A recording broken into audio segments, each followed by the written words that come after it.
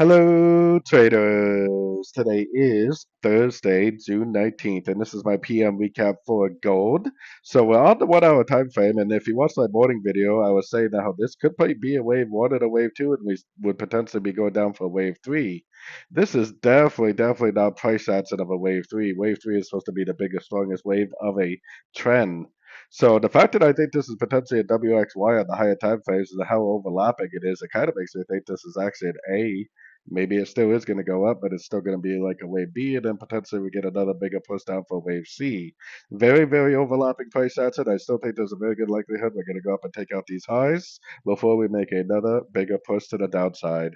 Like I said, this is definitely not how price action works in a wave three. It's definitely not impulsive, meaning that we are very likely still in a correction. So, anyways, don't forget to like and subscribe. And as always, don't forget to check out my free Discord channel, link down here in the corner. Check out my website, fxpipcollector.com. And as always, thank you for watching and happy trading.